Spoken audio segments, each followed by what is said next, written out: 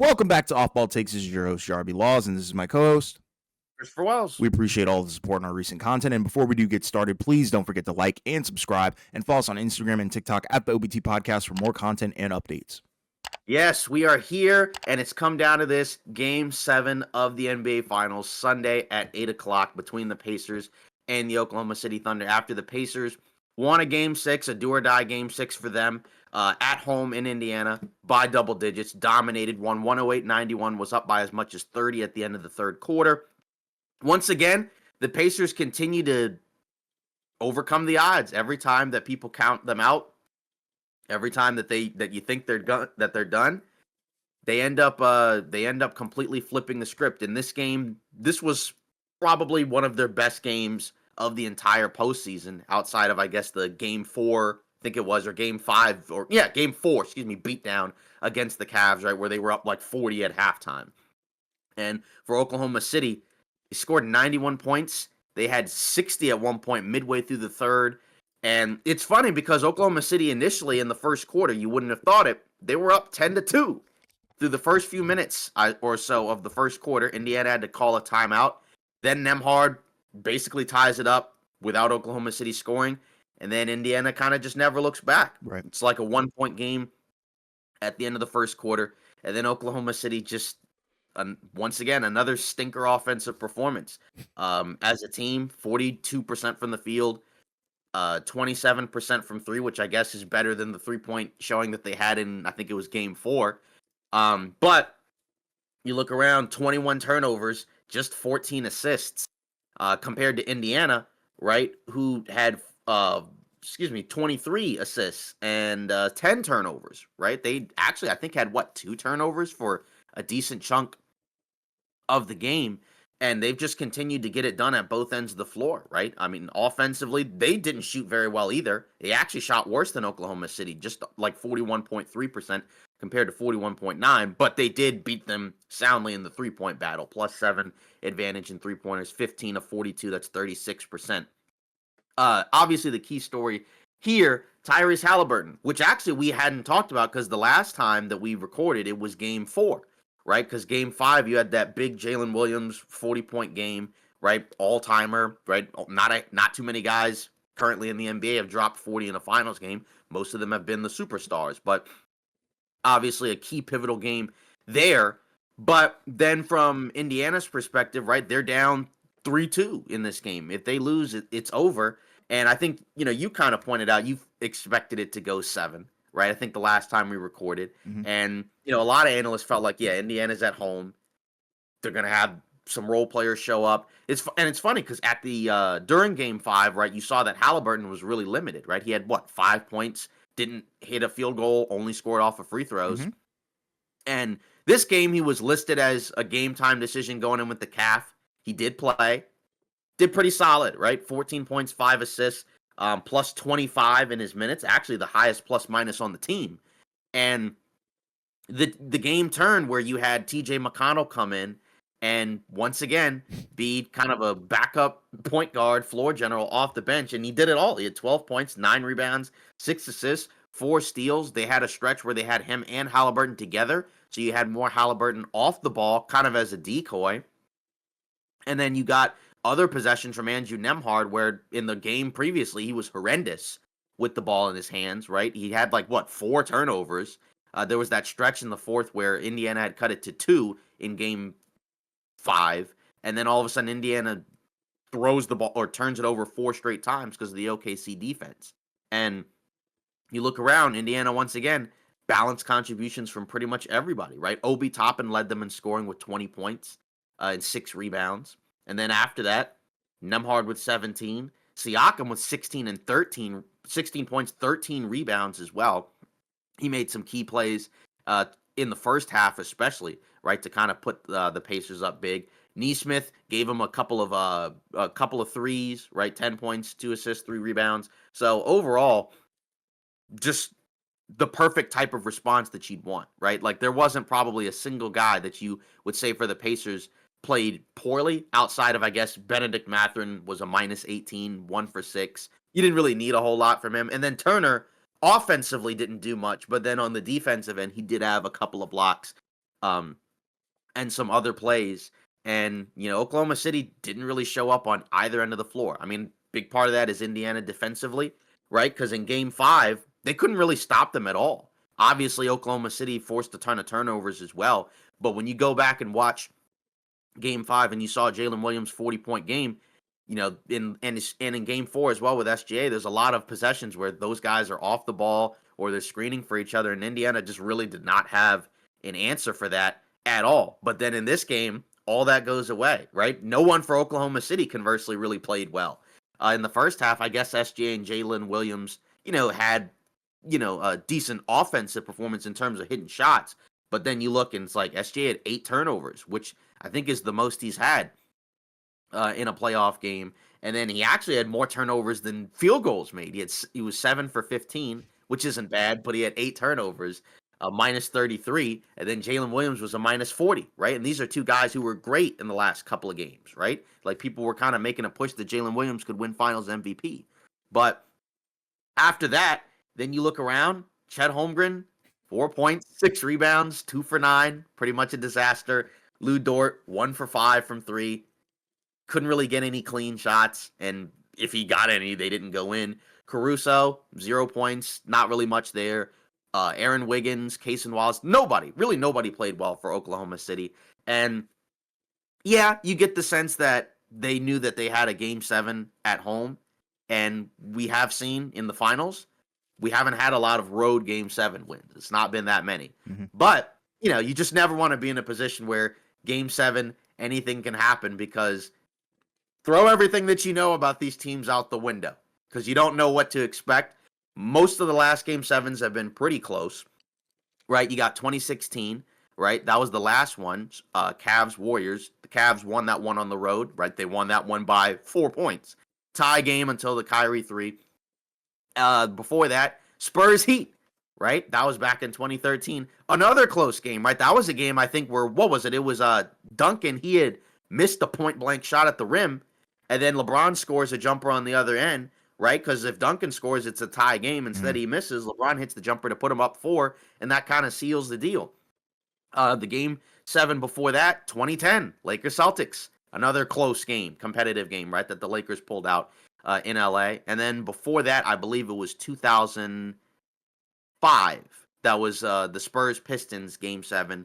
And so this will be the 5th one since 2000 that we've had, the 20th game 7 in the finals overall. So we haven't had that many game 7s in the finals, but either way, we get one here. Of course, this is the only way that it's going to end. Before we get into the game 7 stuff, what did you think about game 6? What did you see from both teams? Anything that made you nervous? Anything that made you feel optimistic about either side? I mean, what a wild game. I think you do, like we talked about in the short, right? We've been tipping our hats to Indiana, all throughout the postseason, starting from round 1 all the way up until this point. And yeah, just an all-around team win. You had Haliburton, who, people thought he was probably going to look like crap, but he looked very good. I don't think I saw him wince once. I don't think I saw him, hobble around the court at all. So he kind of looked like himself. The numbers, they weren't, phenomenal, but they were still serviceable, much more, I think, stable than what people thought it was going to look like. Siakam, he came through with a wild play, a big poster, and that was kind of like an energy play for sure, and that was off of a J-Dub turnover, and that's what you talked about, right? The turnovers battle, the Thunder just simply lost that, and very uncharacteristic of Shea, but it starts there, right? If Shea has 8 turnovers, I'm going to look at that game and assume that they lost it, and that's exactly what happened, right? And I think, the funny part is this game was pretty much over in the third quarter, right? When Ben Shepherd hit the rainbow shot, buzzer beater. The fact that the dagger was in the third quarter tells you enough about this game, right? Indiana came in. Time, honestly. Like, I know that we don't see teams come back from big, I know that we've seen teams come back in the playoffs, including the Pacers, but it just felt like everything was going Indiana's way. Yeah, that's when you can really space out, is when the dagger is in the third quarter, right? So, there was that. Indiana, they came out very, very hungry. You could tell the energy was there off rip, right? You talked about, Oklahoma City being up for a little bit in the first quarter, but once Indiana secured a lead, they really never looked back, right? It wasn't really a back and forth game. Indiana, they continued to, have the energy guys like TJ McConnell, do more than just be, a catalyst off the bench, right? It really was insane to watch, and, you tip your hat to their execution. But I think, it really starts on the defensive end for Indiana. They did a great job shutting down Oklahoma City, right? Making things difficult for Shea, which is a tough ask because he's such a good offensive hub, right? He can give you 30 in the blink of an eye, but they really limited him, made him turn the ball over way too much. And then when that happens, J-Dub, he didn't have a great game. Chet definitely didn't have a great game, and you really couldn't find any answers anywhere else on the roster, right? And that's what we talked about going into the series, right? Going into really the playoffs, right? Like a lot of people had Oklahoma City as the favorite, but there was that question mark of, well, who's going to be the creator if none of your option, your first, second, or third option really can do anything? And, it reared its ugly head in terms of the offensive inconsistency, right? And yeah, I mean, defensively, Oklahoma City, I don't think they did a good job either, right? You really gave No. up way too many, easy points, and also the points off of the turnovers. That doesn't help as well, but I expect them to look better in Game 7. I just didn't think they were going to be able to take Game 6 on the road, especially considering that Indiana had so many. That's an environment that's tough. I think people don't understand how tough of an environment it is to play in Indiana, and they've got a lot of depth, right? These are the two deepest teams in the playoffs, and there's a reason why they're in the finals, right? So I think, the teams can go band for band, right? Like that was never really a question. It's more so about, talent and timing. And I really think Oklahoma City's probably going to take Game 7 at home, right? That's also another tough environment, small market, but very, very passionate fan base. And I think, SJ is going to deliver in the clutch at the end of the day. I'm expecting him to, pop off with like a 30-point game or something. They're going to have a bounce back performance, right? These two teams, we talked about it. They're both responsive teams, right? Indiana had a great response to, the Game 5 loss, which really stung, right? But, in this Game 6, they did everything that they needed to do. Everybody executed, but I think it really does start on the defensive end.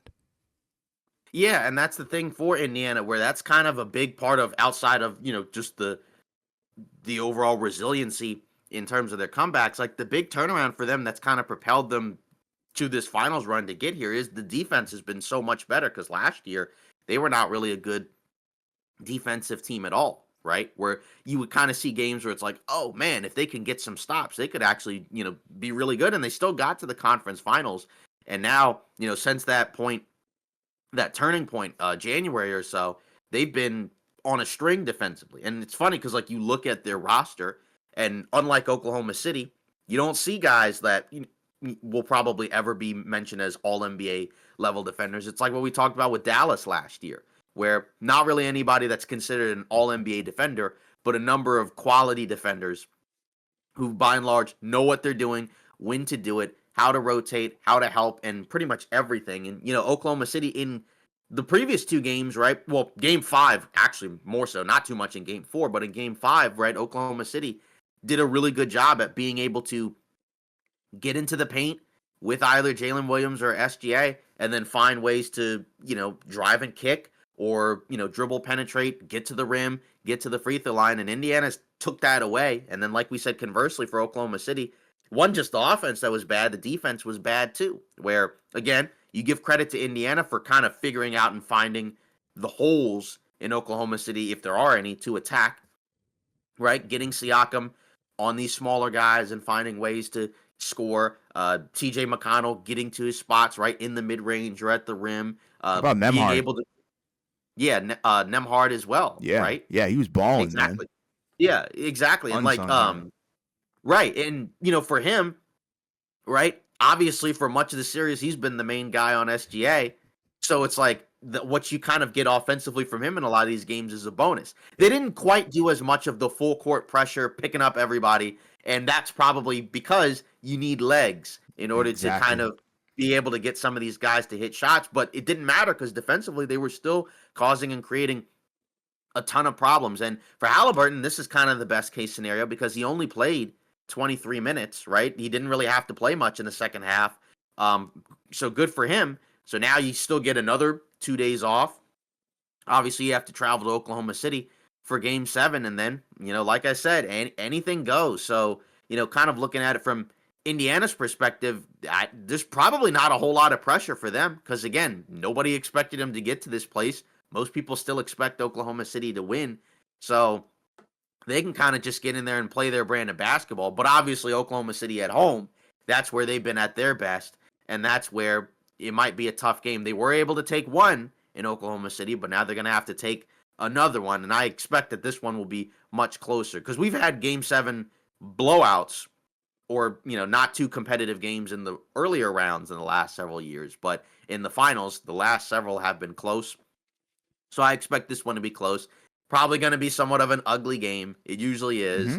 So, but it should be fun. So I guess that's where you have to give a ton of credit to Indiana for being able to just be clearly a legit team. It's not a fluke. This is a championship level team, and they are one win away from an NBA title, which, I don't think anybody would have felt like saying going into the season. Yeah, you're 100% right. And the game set. Do you have like a prediction of like the score, right? Because I think it'll probably be like OKC by like 7, right? I think that's like a good margin of victory for them, which It could be probably like will one of mean that it's going to be a nasty game, right? Because they're better Right, when they yeah. blow teams out.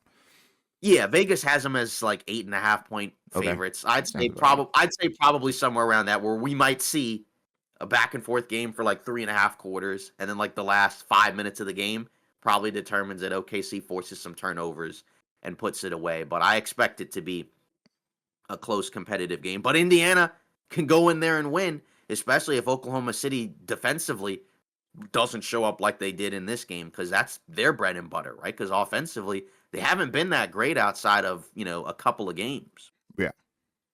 Then I guess kind of going in, if we're looking at Oklahoma City, outside, I mean, this sounds kind of TV-esque, right? But because it's a game 7, because it's one game, you kind of need to have somebody, either a role player in the starting 5 or somebody off the bench, to kind of probably go in and have like a 4 or 5 threes and a half type of performance. And if you're looking at Indiana, you got a bunch of guys that could probably do that. But for Oklahoma City, outside of a couple of games, they haven't really gotten a ton of bench guys to do a ton in terms of that, right? Like you got a couple of games from Caruso and Wiggins, but that's pretty much it, right? Wallace had the one game in game 5, but he's been, pretty much nothing on offense, right? And then none of the other guys offensively off the bench. I mean, Isaiah Joe, I guess, was in there, hit some threes. Kenrich Williams is more like a 3-and-D type wing, right? Like it's you're not really looking at him for like a ton of offense, but it's probably going to come down to, obviously, like the stars are going to be important, but it also probably is going to come down to like Lou Dort. We need you to hit 4 or 5 threes, right? Yep. Chet Holmgren, we need you to not go 2 for 9, and he might have to hit some jumpers. And some of his offensive possessions are kind of tough, right? Because if it's not a jumper that isn't going in, right, then it's putting the ball on the floor, getting into traffic, and it just hasn't worked. I'd like to see maybe some, I don't know, some possessions where maybe he's, on the move, More or creative, right? maybe, and I guess the role is tough because he doesn't have a lot of force there, Yeah. and they don't really have any angles or lanes to really throw him lobs. Even with the 2 big lineup, that hasn't really worked Yeah. a ton either. I guess they threw the one lob that he actually missed, Yeah. so maybe Yeah. it won't work. I noticed that like a lot of his possessions are grenades, unfortunately, right? It's Right. like the possession breaks down. Indiana does a great job of denying, the ball, to getting to Shea or J-Dub even, right? And then it's like, we know that Chet can do that, right? We've seen that, throughout high school, college, even in the league, right? And it just really hasn't translated this series too much, right?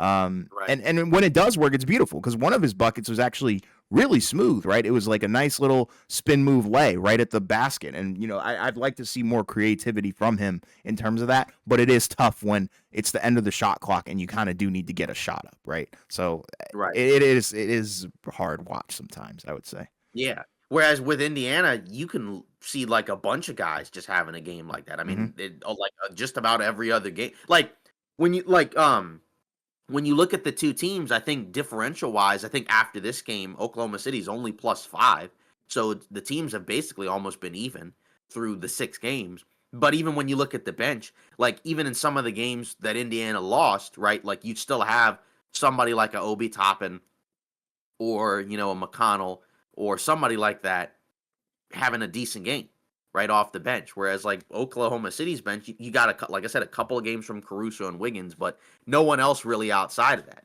Yeah. And most of it's been at home. Caruso gave you a big game on the road. I think that was game 4. But outside of that, none of the bench guys for Oklahoma City have shown up at all in Indiana, right? Right. Whereas you did, like I said, on the road for Indiana, even in the games they lost, or even in game 1, right? Obi Toppin had a big game 1. So who do you think off the bench for Oklahoma City probably needs that? Is there anybody outside of Caruso or Wiggins that could give them something to maybe help them out offensively? I mean, Wallace. I think Hassan Wallace would be maybe the other guy that I'm looking at, right? Although he hasn't really played too well in the finals, right? He did in the regular season, and had some good series as well before this. But I think he's probably the guy that I'm looking at. But I don't know. It's tough because they don't really have any form Right. of creation, and it kind of goes back to what we were talking about earlier, right? Like look at their offensive hubs, like in the starting lineup. Like you have Shea, you have J-Dub, and then you have Chet, Caruso sometimes off the bench, and that's I think the struggle, right? So I think they'd probably look at Kassan Wallace and Aaron Wiggins. I almost said Andrew, but yeah, Aaron Wiggins. I think those are probably the two guys that I would look to for some sort of life off the bench if it comes to that. Hopefully it doesn't for them, right? Hopefully best case scenario is you get a monster Shea game and a decent J-Dub game, and defensively you do your job. That should be enough to put Indiana, away. Yeah, I think the hope is if you're Oklahoma City, right, that you're at home and you're going to get a couple of those guys. Sure. Because if they can do that, then I think it'll be a lot tougher for Indiana to be able to pull out the win. Because then it kind of changes offensively how you have to guard Oklahoma City if they can kind of get into the paint and move the ball around and get some good looks. Whereas if the offense is kind of like what we've seen in some of these games, then it's going to be really tough against the Pacers unless they can defend and make it ugly. So I don't know. I mean, like I said, I picked Oklahoma City to win the series. I think they'll pull it out in Game 7. But again, Indiana definitely has a chance, and it's going to be wild to see what comes out of that Game 7 because obviously, depending on who wins, right, there's going to be lots of stories and discussions to be had. Oh yeah, big time. Yeah, is there a guy that you're looking at that is going to be kind of again TV-esque conversation, most pressure? Shea, for sure, right? Yeah, I think that's This is the league MVP, right? He's on pace to have one of the best seasons of all time if he can cap this off, right? With getting the ring and potentially the Finals MVP, right? So that is a lot of pressure, a lot of stakes, I think for sure. Number 2, I would honestly say J-Dub, okay. because I think people will probably have questions about the fit, right, between all three of these guys, and what do they look like long term, right? There's going to be some retooling. They can't afford to keep the squad and the band together the whole time, right? So I think there's going to be questions of, well, what is his value as a number 2? Could he be a number 1 somewhere else, or is he just completely overrated, right? And I think that's where that the conversation took a very interesting turn going back to Game 5 when he had the 40-point bomb. That tells you that he can show up in the moment when you need him the most, right? And he's not just going to vanish. So that's pretty cool. But I would say him for sure. Then I would kind of shift over to, I guess, Haliburton, right? Because I think there's a decent amount of pressure on him in Indiana as well, right? To kind of deliver the first title for the Pacers, right? That would be, I think, a big storyline. And then I would kind of shift to Siakam as well, because that. I mean, I know like he's not talked about as much because he's not really a superstar. But that could be his second title as a number 2 option on another title team. So that could be interesting as well. But I would definitely say the most pressure is on Shea for sure. Yeah, exactly. And again, that's kind of it's a big thing for him because like you said, if he gets the triple crown, right, that kind of puts him in the next tier, of like you said, great guards and whatnot. But obviously if Oklahoma City loses, again, they'll run it back. Their young guys will get better. Mm-hmm. But you couldn't look at this season at anything outside of a disappointment I if they agree. lose it. I agree. That that would be definitely, a bummer if you're Oklahoma City to get this far, think that you have that you're gonna win, and then you lay an egg in Game 7. I hope that's not the Um, case, man. That would be so horrible. so we talked about it from Oklahoma City's perspective. All right, so Indiana, if they want to win Game 7, what do they need to do? They need to replicate, everything that they did in Game 6, right? You're gonna need bench play, right? Good bench play. You're gonna need Obi Toppin to show up, hit threes. You're gonna need McConnell to do the things that he's been doing throughout the series and continue to do so. You need Haliburton to not have a stinker, right? He can have a quiet game, but as long as it's productive, right? Because I think his productivity, he does so many things that don't show up in the box score, right? There's so many deflections. There's so many, extra passes and hockey assists, right? He's the center of their offense, and it needs to be that way, and he needs to be on his A game. If he's off his game, then I feel like you're probably going to be looking at Oklahoma City, hoisting the banners, right? But Siakam needs to be aggressive as well. They need to continue to find ways to hunt the mismatch where he can take advantage of smaller guys, right? Continue to work the mid-range game, continue to get to the basket, put pressure on Oklahoma City's rim protectors and get to the line, right? But defensively, I think is where it's going to have to start for the entire team. Like all the offensive stuff is going to be the icing on the cake. You need to find a way to limit Shea, keep him off the free throw line, keep him from going into the paint and make him uncomfortable on mid-range shots. And I think Nebhard and the rest of the team, Neesmith as well, I think those guys did a great job in Game 6. So you need to replicate that as well, and figure out a way to kind of keep SGA quiet, which is no easy feat at all. Like that's really a hard thing to do because we already know Shea is Mr. Consistent, right? It's a 30 bomb every night. So they're going to need to find a way to kind of limit that like they did in this game. And I think they need to play smart and not let, the moment be too bright for them.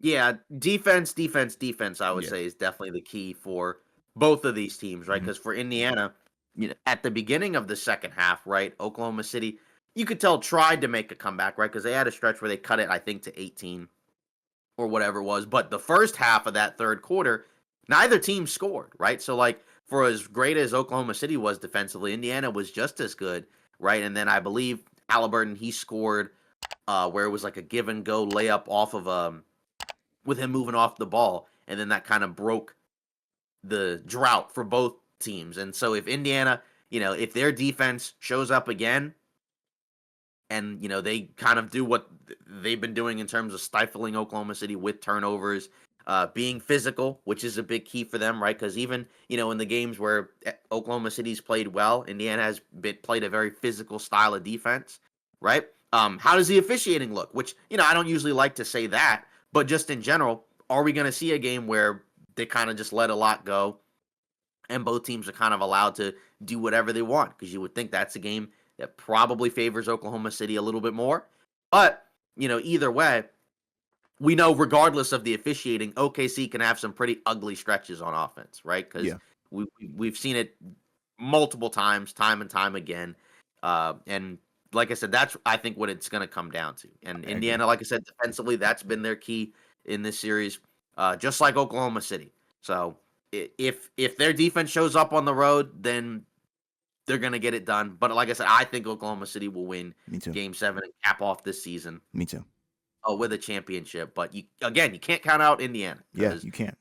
Every time you do, they prove you wrong. And just give you a giant middle finger. Literally, yep. Yeah, and from the Indiana perspective, again, if they win, right, then that's kind of an all-timer in terms of most improbable championship runs, most impressive. You beat multiple 60-win teams. You had to play a bunch of teams on the road. You had to win some road games. A lot of come from behind victories. It'd be crazy. So regardless of who wins, it'll be a great story. But obviously, if Indiana loses, I don't think people are necessarily going to ding them.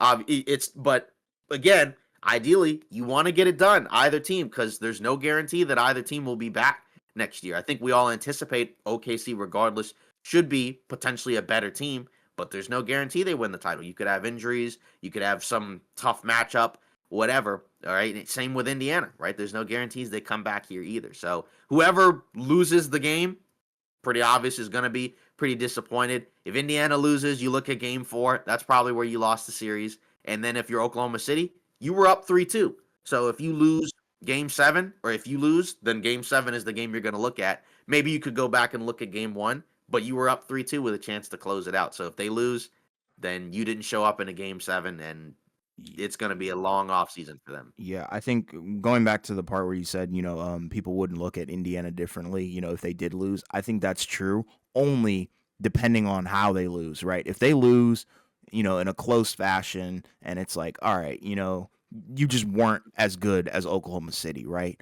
Okay, yeah, like I think people would be willing to let that slide. But I think if Haliburton lays an egg or Siakam just doesn't show up, I think they're probably going to, maybe try and crucify those guys. Not to the point where it's like blow it up, but people are going to, the overrated conversation might begin to rear its ugly head again. I don't know. I could be wrong about that. I could be wrong.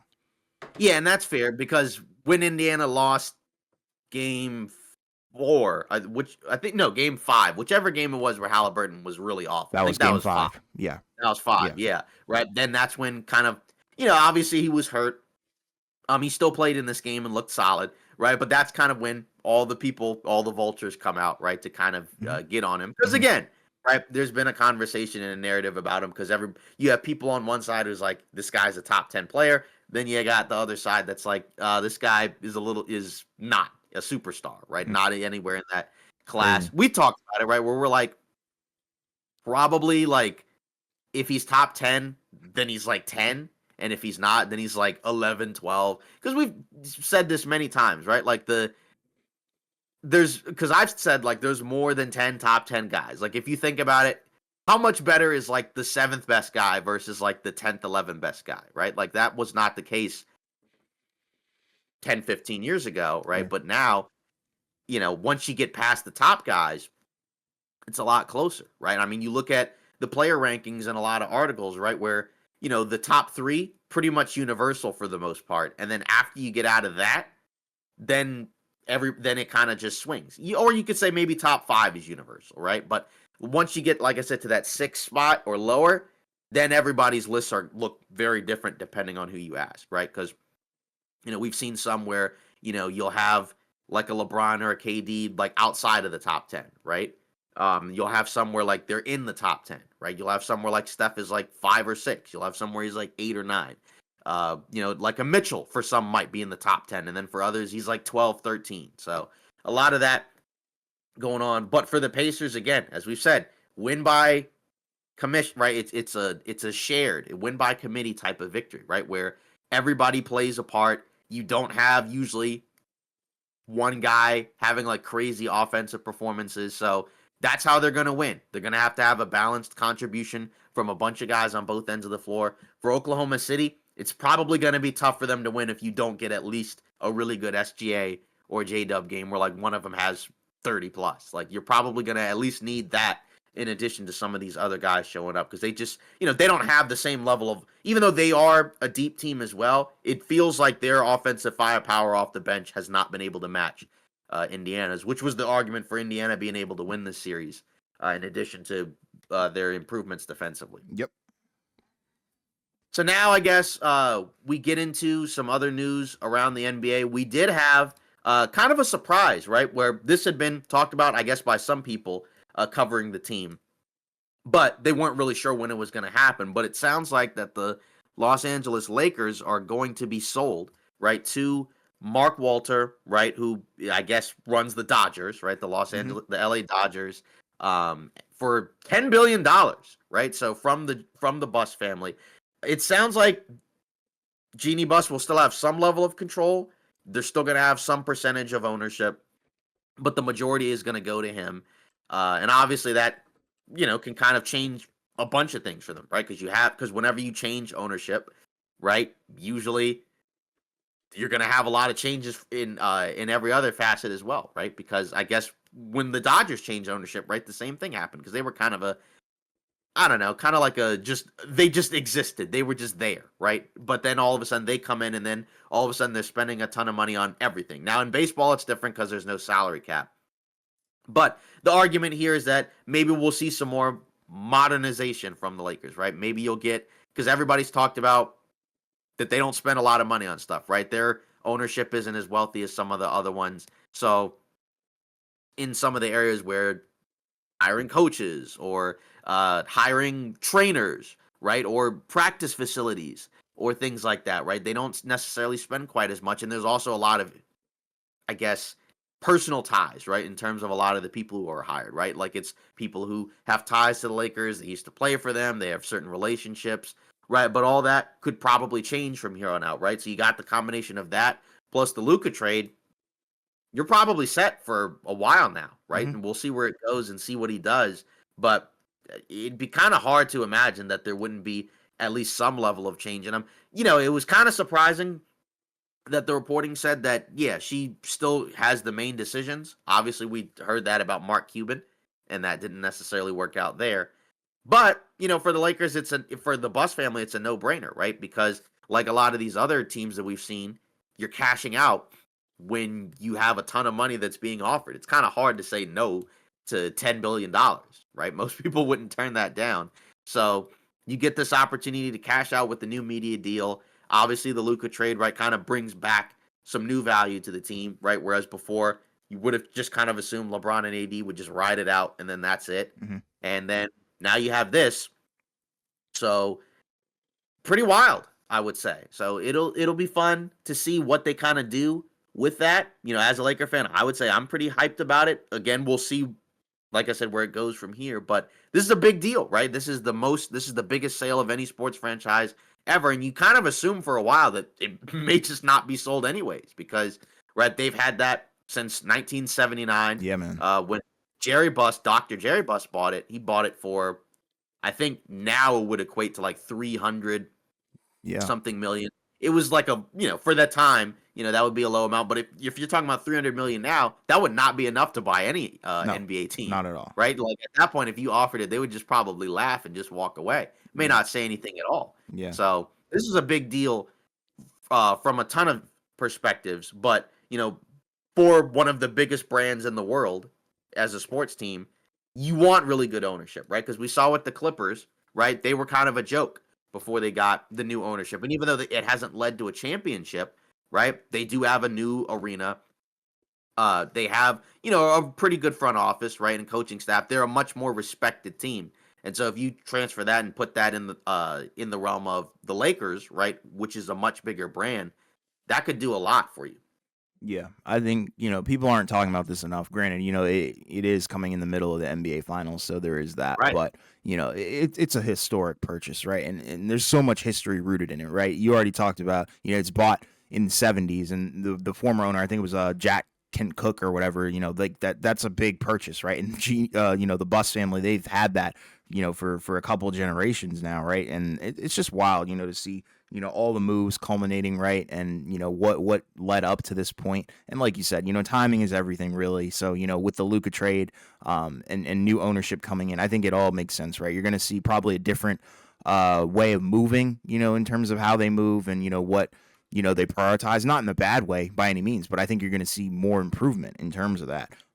We've seen it before in other sports, where new ownership comes in and you get an immediate turnaround impact. And it's not like the Lakers were a bad franchise or anything like that. But I think there's going to be new blood, new positivity. And like you said, if you're a Laker fan, I think a lot of people are probably hyped because, it's a new ideology, right? And, you're going to hope and trust that, the people who, are behind, these business and money moves, will bring in people that also know their field and are competent, and it's not just kind of a personal handout kind of thing, right? And it's more so, yeah, your job, I'm going to let you handle the basketball, all that stuff. So I think, yeah, the Lakers are probably set for the foreseeable future, right? You've got your franchise guy and new ownership. That's a pretty good combo, if you ask me.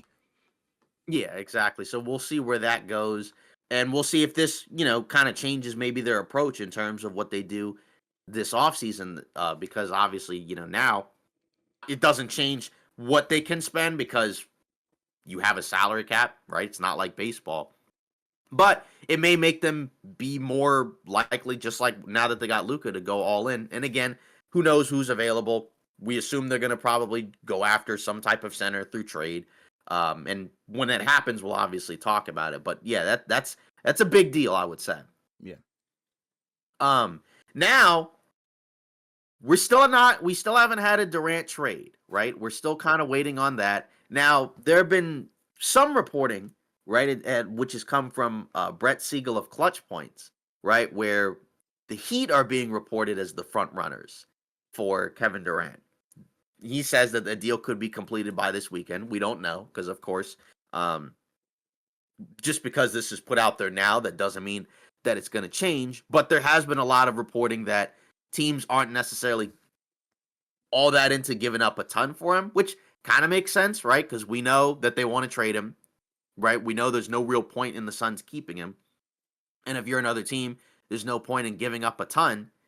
You just kind of wonder, where does he actually end up going? Because again, if it's the Heat, you just kind of wonder, what are they really going to do, with him on that team? I mean, I guess you could say it is the Eastern Conference, but it doesn't feel like they have enough post Durant trade to really be a serious contender. And you would think wherever he goes, that would probably be a team that should have a chance to contend. People have talked about Minnesota. The Suns may like that. The Suns, may like that deal, but it sounds like, there's been like, Durant doesn't really want to go. Could be like a Jimmy Butler situation where if both sides kind of agree to an extension or something, then it'll be like, oh, now I'll be interested in going to Minnesota. But the saga continues. The saga continues, and some other people think it might be Houston. I'd like that as well. We've talked about some potential scenarios or some crazy team that comes out of nowhere that could go and get him. But I guess the first question is, do we expect a deal to happen within the week, or do we think that this goes on longer? It has to happen within the week. It can't drag on any further, right? I mean, like, realistically, it could happen draft night. I don't expect it to, but I think it should happen before then, right? I there's no reason for this to drag on. I think he's a player of elite caliber. I'm sure he's got, a decent amount left in the tank, and like you said, he deserves, and the team that, is going to trade for him, it should be a mutually good situation, right? You should want to get the most out of him, and he should be on a contender at this point, right? And I'm not sure what team that's going to be. I earlier in the season when there were rumors about the whole deadline thing, I was all aboard on the Minnesota train. That would be cool. I think the Spurs one is cool. We already talked about this, right? But he's got to go somewhere, and I just don't know what the package is going to be. I think that's probably the biggest stump, right? It's more so like, what are you going to get in return for KD? Because at the end of the day, the Suns are ultimately the team that kind of have to greenlight this, right? And I think that's where the disconnect is probably going to be, right? Because a team could give you the low ball offer, but the Suns would never accept that, right? They clearly want a huge return, and I'm not sure who's going to blink first and give that to them, right? I don't know. It's a weird situation, but I hope that it does get resolved within the week. I really don't want it to drag on. Right, and that's the thing with each of these teams is, it feels like for several of these teams, there's a deal there, but there's some key guy, right, that team doesn't want to give up. Like Minnesota, they don't want to give up Jaden McDaniels, right? So it's like, maybe it's like Gobert and Randall, and then, whatever, right? Which that'd be a different team, I would say. I'd be curious to see defensively Yeah. what it looks like, but I don't know. Then for Houston, right? Jalen Green probably has to be in that Yep. deal, but you still need more, right? So could it be like Jabari Smith? Could it be Reed Shepard? Could it be someone else that we're not really thinking about? Cam Whitmore, could he be in the deal? Right. I don't know, and I'm not sure which guys Houston is like, we want to keep these guys. We have to, aside from Thompson. I guess Thompson and I guess seemingly Şengün, especially in a Durant deal, right? You wouldn't probably do that No. for him. And then for the Heat, right? The thought process has been Khalil Ware is kind of the sticking point. Like, that's who Phoenix would want. But if you're Miami, is that what you want to do? Right? Because you kind of tried to do something with the double bigs with Bam and Ware. Right. And if you give up Ware, then it's back to Bam being at the 5. I guess with Durant, if you have him with Bam, that could give you a long, defensive minded guy. Sure. I guess Wiggins and Ware would be in the deal. So you'd have to probably find a way to either replace Wiggins with some other wing or move Durant back to the 3 and then get some other type of 4. I don't know. Yeah. But I guess so which team do you think should make the biggest push for Durant, I guess is the question. Like, of all these teams that have been talked about, because the Spurs, I don't feel like you have to make the push just because you have a bunch of stuff. You Yeah. could make the case, well, they have Wemby, they have a franchise guy, so, why not? But you don't necessarily have to rush it. Yeah. But then when you look at the Heat and the Rockets, right? Like they're not really in that position. Like I guess is kind of their franchise guy, right? But that's a little bit different than say having Wemby. Yeah. I mean, Like yeah. or that's different than having Ant in Minnesota. Sure. Yeah, I agree. And I think that's probably why you see the hesitancy probably from the Spurs where it's like, do we really need to do this, right? Like they're not super desperate, right? Like, yeah, it'd be nice to, accelerate the rebuild even further and play on ×2 speed. But at the same time, they could just easily play it safe, keep the number 2 pick and the number, I think, 14 pick and all their young guys and play the long game, which might, play out and be better for them anyways. But I mean, I really would hate Miami. I really would, and I know like a lot of people are in love with that idea. It is a good market, like don't get me wrong, but at the same time, it's the fit that I'm not sure how they're going to work with, right? I feel like if you get Durant, your roster is going to be bare bones. And the roster already, I mean, you have some okay pieces, but nowhere near, title contention. I don't think they would have a realistic shot of coming out of the Eastern Conference. You get to the playoffs, sure, but I think you'd probably be a first or second round exit, if that. So I'm not too high on that one. I think Houston should probably make the push, but what the heck does Phoenix want in return, right? Because do they really want Jalen Green? You already have, Book. You already have Beal. We already know that Beal will probably be moved as well at some point, or something's going to happen. Maybe. Yeah, I don't know. We don't know, but something's going to happen with Beal. So, are we really going to run Jalen Green, Bradley Beal, and Devin Booker? Going into the season, like that doesn't really incentivize me if I'm Phoenix, right? Like, yeah, I can get rid of Durant, cool, but I think Jalen Green being on that trade is just going to be nasty work. Like, yeah, I'd love to get. To be a third team. I know, yeah, and I'd love to get Reed Shepherd and Jabari Smith Jr. because I think what Phoenix realistically needs to do, they already have the centerpiece, right? You already have Book, who's severely underrated. So all they need to really do to, I think, complete or at least start a good rebuild is prioritize depth and get a big man. For crying out loud. That's all you need to do. A solid, serviceable starting big man, right?